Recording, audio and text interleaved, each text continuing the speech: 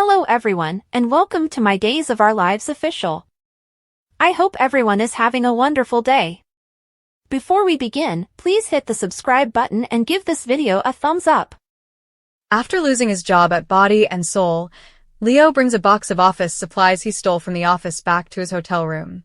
Javi arrives shortly after to wish him a joyous Valentine's Day. Leo discovers he neglected to book dinner reservations after they share a kiss. Javi claims that because he recently lost his ideal job, he is forgiven. After exchanging gifts, Javi recommends that they watch TV and order room service. Javi was discussing the big game, but Leo had forgotten about the drag race finale. Leo is surprised that Javi wants to see the huge game that is happening.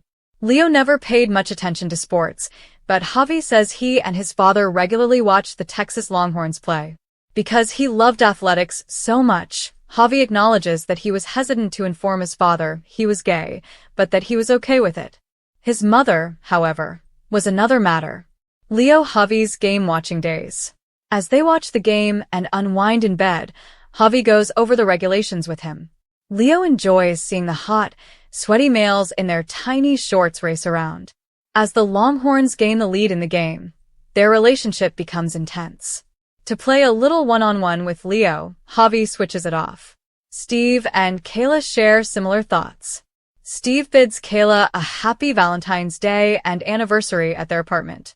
She is shocked that he deceived her into thinking he had forgotten. "I wanted to surprise her," he says.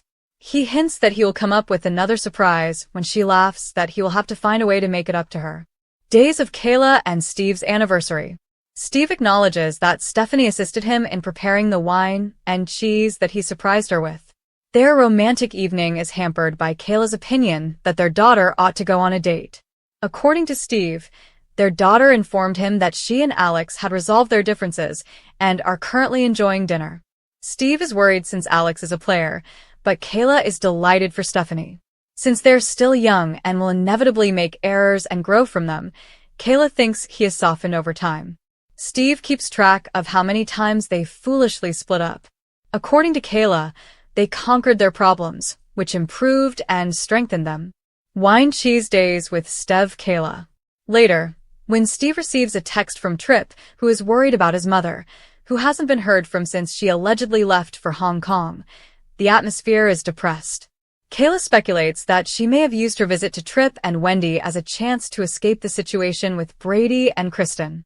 Steve needs to find out the truth for Tripp because he fears something might be amiss. "He's a great father," she says. Days of gift exchanging between Steve and Kayla. After exchanging gifts, they discover that they received identical tickets to the Chicago Cubs opening day game. She recommends that they use the additional tickets and invites Stephanie and Alex to accompany them. They share a kiss. Jokes from Stephanie. Alex is a snob.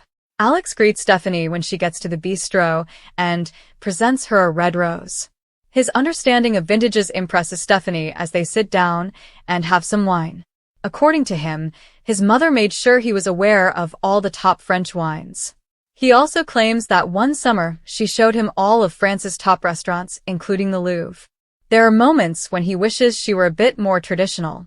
He and his mother helped shape him into the man he is today, and Stephanie is thankful for both. A Rose and Alex, Stephanie days.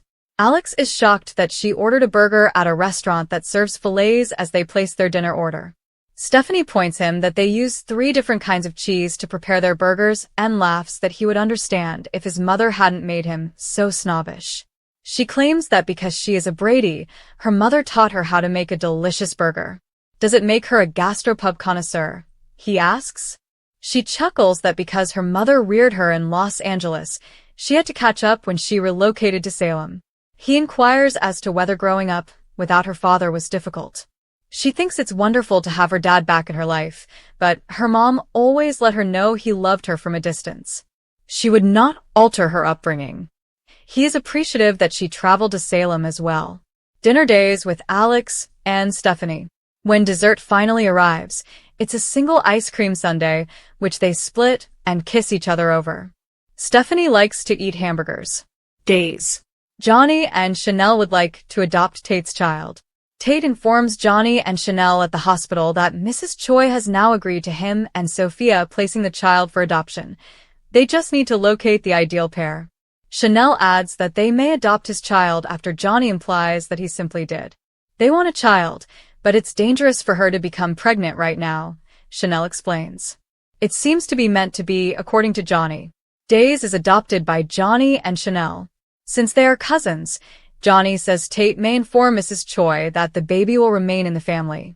Sophia's mother is very devout, which is one of the qualities she wants in the couple adopting the child, and Tate acknowledges that he and Sophia have not been able to locate a pair that she approves of.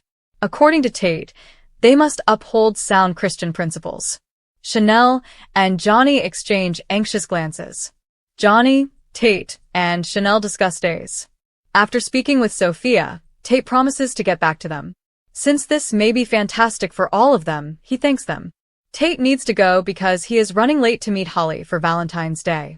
He detests the fact that she is waiting for him alone in the cabin. After they go home, Johnny and Chanel talk about what transpired. Chanel questions whether they ought to take in Tate and Sophia's child. Because Mrs. Choi sounds intense and might not be willing to leave their lives, she fears they are setting themselves up for disappointment. Additionally, Chanel is unsure if the pair possesses the good Christian values she seeks. Johnny believed she grew up with her mother attending church. She did and occasionally still does. Even though they don't share Mrs. Choi's religious beliefs, she believes they are kind individuals. They share a kiss after he declares that she is a wonderful person. Johnny and Chanel discuss adoption days.